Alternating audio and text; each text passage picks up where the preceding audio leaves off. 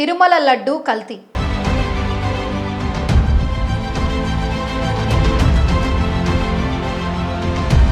తిరుమలలో అపచారాలు ఆగటం లేదు. ఆఖరికి శ్రీవారి లడ్డూని కూడా అపవిత్రం చేసే పరిస్థితికి దిగజారింది. చాప నూనె, గొడ్డు మాంసంలో వచ్చే పదార్థాలని కలిపారు బీఫ్ టాలో. ప్రపంచంలో ఏ లడ్డు ఇవ్వని టేస్ట్ తిరుమల లడ్డు ఇస్తుందని భావించేవారు ఎంతో మంది ఉన్నారు. అంత అద్భుతమైన దైవ ప్రసాదాన్ని కల్పితమై చేస్తున్నారు.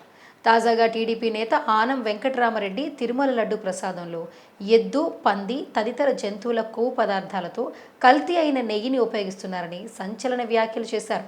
నేషనల్ డైరీ డెవలప్మెంట్ బోర్డులో ఇది నిర్ధారణ అయిందని తెలిపారు. నేను అడుగుతున్నా, 320 రూపాయలకి నాణ్యమైన ఆవు నెయ్యి ఇచ్చే మగోడు ఈ ప్రపంచంలో ఎక్కడైనా ఉన్నాడా అని నేను అడుగుతున్నా. వైసీపీ ప్రభుత్వంలోనే భక్తజనం లడ్డూల నాణ్యత తగ్గిందని ఎన్నోసార్లు కంప్లైంట్ చేశారు. కానీ ఎవరూ పట్టించుకోలేదని పేర్కొన్నారు. ఈ నేపథ్యంలో ఈ కల్తీ తంతు గత వైసీపీ ప్రభుత్వ హయాం నుంచే ఉందని తేలడంతో శ్రీవారి భక్త కోటిని దిగ్భ్రాంతి గురిచేస్తోంది. నలుగురికి ఇచ్చారు contract. The great YCP government, Dharma Reddy, Subba Reddy, Karunakar Reddy.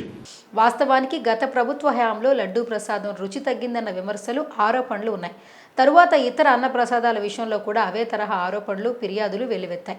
అదే సమయంలో ఎంతో కాలంగా నాణ్యమైన నెయ్యి సరఫరా చేస్తున్న తమను టీటీడీ అధికారులు కావాలని పక్కన పెట్టారని కర్ణాటక VLK ఫెడరేషన్ ఆరోపించడం దీనికి బలం చేకూర్చింది.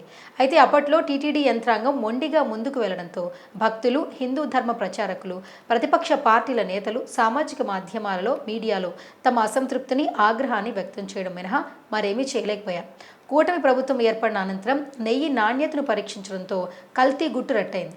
అభ్యంతరకర పదార్థాలు ఉన్నాయని రిపోర్టుతో సహా టీడీపీ ముఖ్య నేత ఆనం వెంకటరామరెడ్డి బహిర్గతం చేయడంతో శ్రీవారి భక్త జనంలో అలజడి రేగుతోంది. ముడి సరుకులు ఏవైతే వాడారో ఇవన్నీ నాసిరకం కాకుండా అపవిత్రమైన ముడి సరుకులను వాడారు. ఇక ఈ విషయంపై సీఎం చంద్రబాబు స్పందిస్తూ తిరుమల ప్రసాదం తయారీలో నాసిరకమైన ముడి సరుకులు వాడారని స్పష్టం చేస్తూ ఇందుకు సంబంధించిన ఆధారాలన్నింటినీ పరిశీలించి బాధ్యులపై చట్టపరంగా కఠిన చర్యలు తీసుకుంటామని హెచ్చరించారు. ఆ విషయమే టీటీడీ కూడా ఎంక్వైరీ చేసినప్పుడు, టెస్టులు చేసినప్పుడు బయటపడిన వాస్తవాలు. ప్రసాదంలో జంతు సంబంధిత పదార్థాలు ఏమేమి వాడారనేది నివేదికలు నిర్దిష్టంగా చెప్తున్నాయి.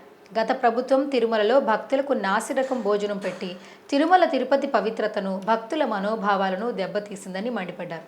మీరు లంచాలు కావాలని మీరు మార్చారు కాబట్టే అక్కడ సప్లయర్లు తప్పు చేశారు. తిరుపతి శ్రీ వెంకటేశ్వర స్వామి హిందువులకు కలియుగ ప్రత్యక్ష దైవం. అలాంటి పవిత్రమైన తిరుమలను గత ప్రభుత్వం పూర్తిగా అపవిత్రం చేస్తుంది.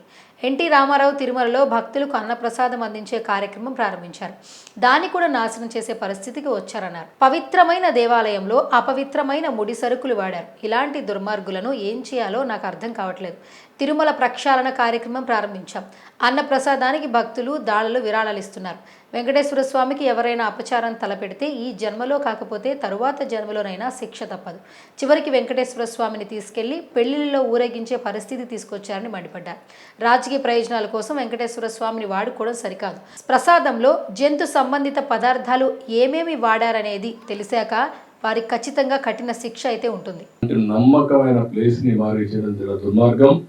ప్రక్షాళన ప్రారంభించాం. ఇప్పటికే చాలా వరకు ఇంప్రూవ్మెంట్స్ వచ్చాయి. దీన్ని లాజికల్ గా తీసుకెళ్తాం.